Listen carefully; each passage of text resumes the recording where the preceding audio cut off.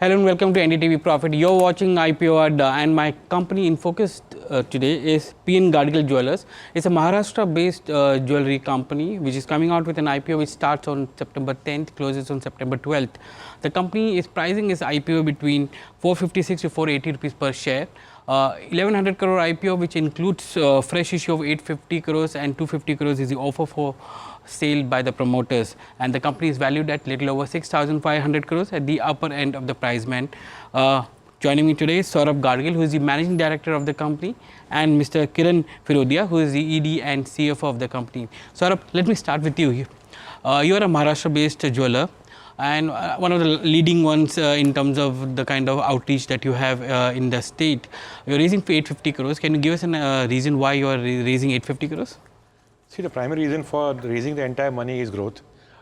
Today we are, like you rightly mentioned, one of the leading players. In fact, we are the second largest second largest player in Maharashtra behind Tanishq. And the plan is to add stores post the IPO and to be the largest in all counts, number of stores, profitability, and all parameters. So the reason for raising money primarily is to, use it to expand the store network. A part of the money proceeds will be used to repay the bank debts to a tune of 300 crores, which will be again reused to take non-fund based limits, which are primarily metal loans. So we'll be having a dual strategy. One is to use the gold metal loans to reduce the interest cost to help us in hedging, and to expand the store network and to be the #1 player in the region of Maharashtra. One of the key reasons many of the jewelers, are expanding is they want to come into state of Maharashtra and go to other states. We've seen a couple of southern-based companies are doing the same thing, east-based companies looking at it. But you have a concentration strategy here, or to limit yourself in Maharashtra. Why is that? So we're not saying we are limiting ourselves. What we're saying is that we want to be focused. First, exploit the potential fully, and then move ahead in the journey. So this journey by the company is to firstly capture the entire state of Maharashtra. This state is around $10 billion market for gems and jewelry. It's a fast-growing market. There are a lot of sectors and a lot of cities which we have still not really targeted, where we have the potential to further expand. Once that is done, we'll be looking at expanding in the neighboring states. So for the company, we have decided to follow the Peshwa route, as the Peshwas captured Maharashtra and then moved later on to Madhya Pradesh, Chhattisgarh, Jharkhand, UP, Bihar, Delhi. So that's the way the company would want to expand its footprints and be a leader in any state it goes into. So we don't want to be just present in a state or a city. We want to be a meaningful player there, a player who adds value, a player who's seen as a leader in that particular city, state, and then move ahead. So it's a very well-planned, well-thought-out strategy, and we believe that we want to focus on growth, profitability, and scalability at the same time together. Is there a timeline to this strategy? So the first 2 years, so FY25, FY26, will primarily be focusing on Maharashtra. That's when we feel that we'll be the leaders here in Maharashtra in number of stores and other parameters. The year 3 is when we look at the journey taking out of Maharashtra. So I think when you ask for a number, in 7 years, we should be in 3-4 states outside Maharashtra. And I think hopefully by then we should be a 100+ store company. Kiran, financials, you're going to pay out 300 odd crores. This business requires a lot of working capital. Can you give us an idea of how your working capital cycle is? So currently, P N Gadgil Jewelers right now is working in a consortium model, wherein SBI is my lead banker, and along with that we have HDFC, Saraswat Bank, Janta Sahkari Bank. So there are a couple of other banks also. So with the help of the IPO proceeds, we are planning to swap the current limit, which is in the fund-based, to non-fund-based limit. As Saurabh mentioned you clearly, that by utilizing this fund-based limit, shifting from fund-based to non-fund, we are able to save the finance cost, as well as on the other side, our hedging purpose can also be mitigated. So this is the dual benefit out of that. So we are utilizing 300 crore out of the IPO proceed for this purpose. And you have, if I'm not wrong, roughly 350 odd crores of borrowings as we speak, right? As of July end. Correct. So what is the kind of differential that you say that when you move from fund to non-fund, what is the kind of gains that you have to the P&L? So currently my cost of debt is around 9.5%. if I'm going with the GML route, which is gold metal loan, so we already got the sanction from 4 to 5 banks. Only thing is we are waiting for this transaction to be complete. By executing this transaction from fund based to non-fund based, there are saving in the finance cost. My cost of debt will definitely reduce from 9.5% to it will be in the range of 6 to 6.5%. At the same time, we can utilize the finance cost as a tool for hedging. So by doing this, we can able to get benefit from both the sides. Saurabh, you have so far a large concentration of company-owned, company-operated stores, but you are also looking at franchise-owned, company-operated stores as well. That's a model that you've recently gone into. Can you give us an elaboration of how, when you say the 12-store expansion which you are doing, will you be looking separately for the franchisee-owned, company-owned stores as well? See what we realize that, like you mentioned, Maharashtra is a big state and it has these tier 3, tier 4 cities, or you can say taluka places, which are by themselves good markets, but limited market in terms of the size potential. So these are markets which we decided to tap by the franchisee route. So our 11 franchisees which we have today are all in the range of 40 crore top line. And they are franchisees which will be in this tier 3, tier 4. The focus of them is that they are locals in that particular city who themselves are known, and then along with the brand name they are able to scale up and be of a particular size. But all our stores, so when you just compare a franchisee, my store matrix is around like a top line of 40 crores, while my company-owned stores on average do around 190 crores. So company-owned stores are bigger stores, in bigger cities, and that is what we have identified as the next 12 stores. They all will be company-owned, company-operated, all in bigger cities. They will be either in Mumbai, Pune region, or in cities of Maharashtra, which will primarily be tier 1 cities. And this will be adding substantial revenue and substantial growth to the company. So franchising will not be a part of this. In the journey of next 2 years, we may open 3-4 franchisees in tier 3, tier 4, which are not planned as of now, which will take a call as we approach the the month ahead. But the focus will be right now to build the company-owned, company-operated model in Maharashtra. Have you identified the 12 cities or 12 stores and which are cities that you can go to? Identified, but I'm not, I can't speak about it right now, but they've been identified. Work is already almost nearing that, and before Diwali, we should be operational with those new stores. Because in the past, if I'm not wrong, last few years, you've been adding 3 stores a year or so. And now you're talking about 12 stores in the next 24 months. So that's an aggressive strategy of expansion which is there, and that also brings my next question, follow-up question to Kiran, because that also needs a higher working capital requirement. I'll tell you. So this is something which is asked by everybody. Like history is something which people look at and say. So one thing is that we have seen that this is something which was being planned 3 years in advance. So when you look at the way company was planning, the company was getting organized, both on the side of merchandising, people, and in terms of research, merchandise. We were there. We did not expand because we wanted to do it in an organized way at the right time. Right time is now, because we feel that the movement from the unorganized sector to the organized sector is happening at a very fast pace in Maharashtra. With hallmarking being mandatory now, it's become a level playing field. So we said that now is the time when we have to really up the radar and go full on. We are completely ready in terms of management bandwidth, in terms of employees, store location, research, merchandise. So that should not be a challenge. So for us, we will aim to deliver more than what you're committed. So that is what the company today is in a confidence position, and with the understanding of the market. So we are here for the last 20 decades. The brand started in 1832. So our relationship with customers go generations ago, 3 generations, 4 generations. So that gives us the entire strength and the muscle power to move ahead. And like I've been telling people that, where we see ourselves is a very unique position in Maharashtra. We see that we are the organized family jeweler of the state and of the country.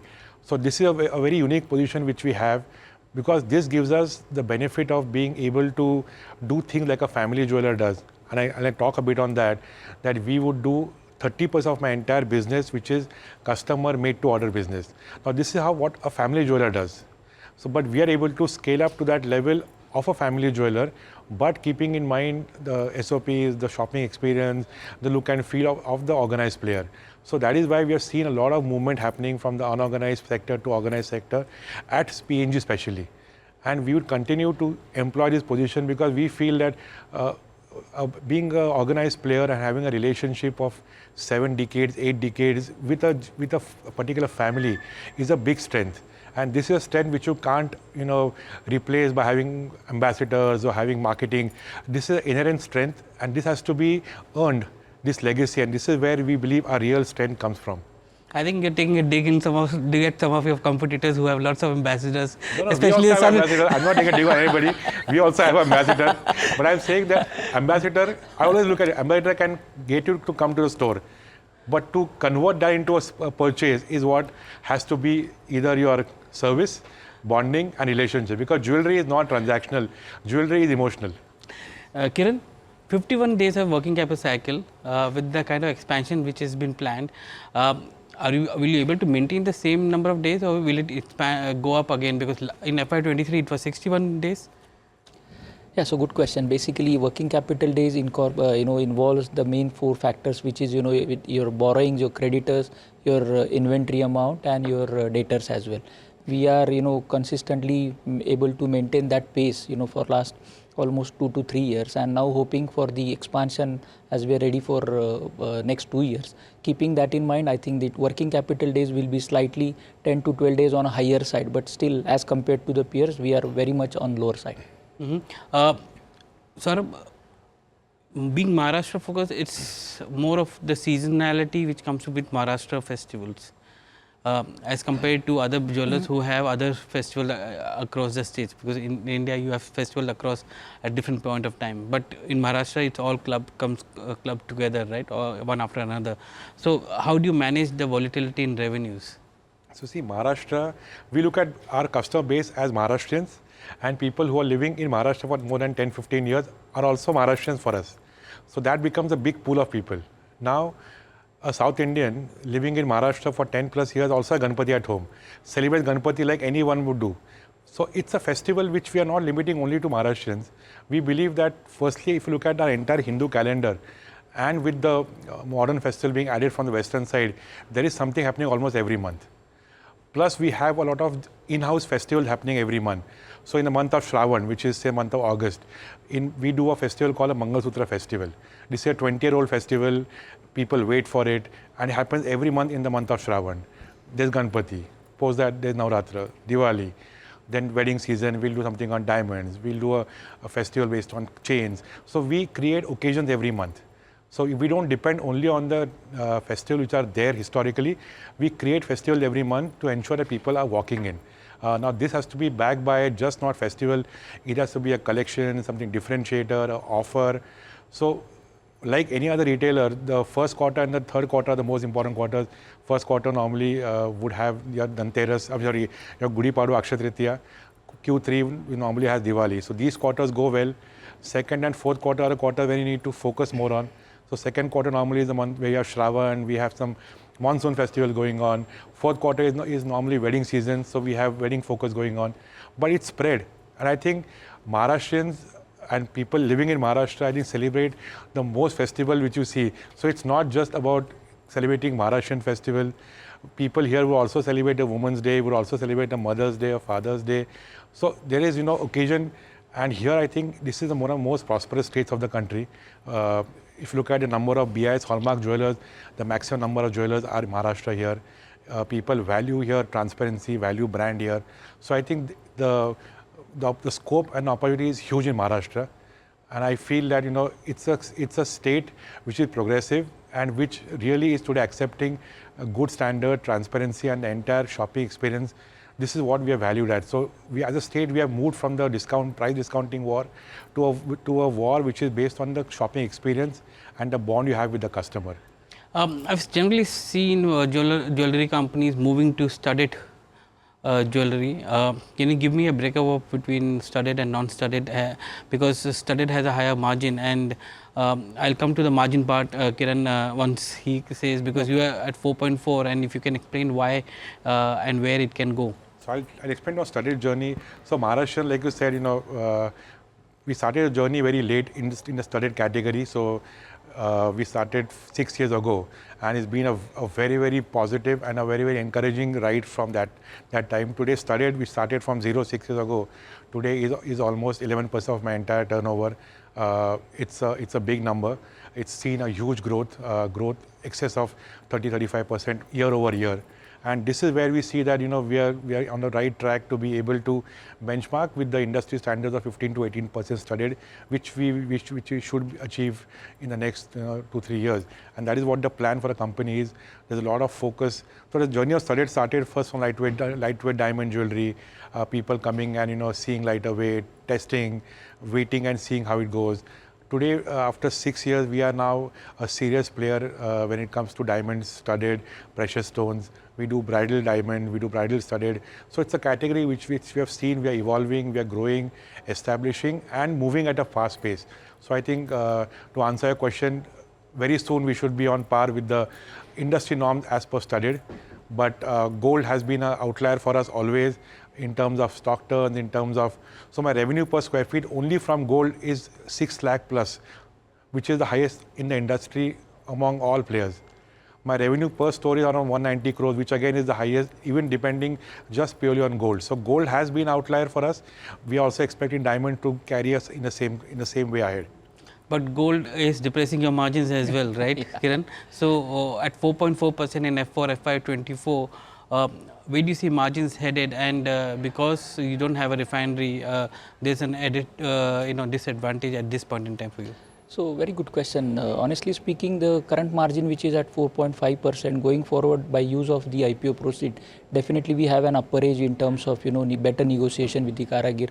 Plus, as Saurabh has mentioned, that our immediate focus is that to improve the product mix, that is the studded portion from 11 to we are planning to reach to a sizable portion at the industry at par.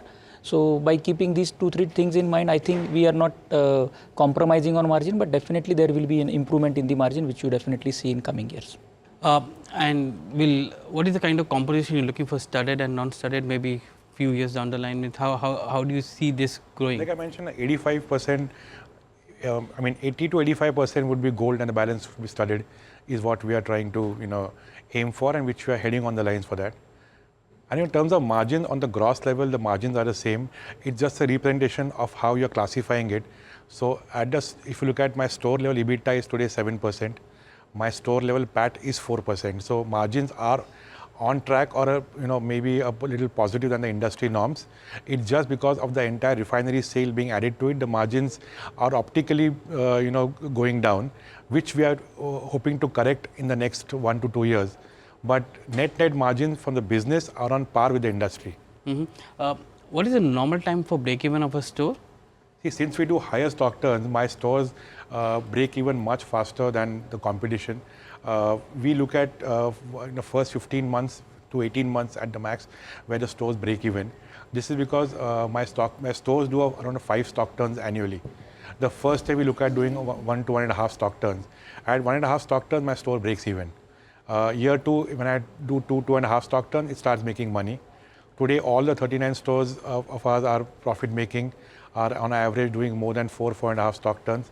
And that is what I think will continue ahead. So that's the strength which we have in Maharashtra. So when you say why you're living in Maharashtra, I said the another strength is that when we expand here, the break-even will be much faster, on time, on track with what we're expecting. The cost of brand, the cost of exploring new markets will be significantly lower. And that is where we feel that this will not hit the bottom line even as we expand in the year 1, because every expansion you see has a depressing impact on the bottom line in the year 1, because it takes a hit. In our case, this will not happen because the stores will be in Maharashtra, in the markets where we are known and where we know the markets well. So that is where we see the advantage for us, lying that this is our hometown. So it's like saying a cricket match happening on your home pitch with your home crowd supporting you. That is where we are seeing ourselves. 2 questions. Your revenue per store was around 169. odd crores in FY24.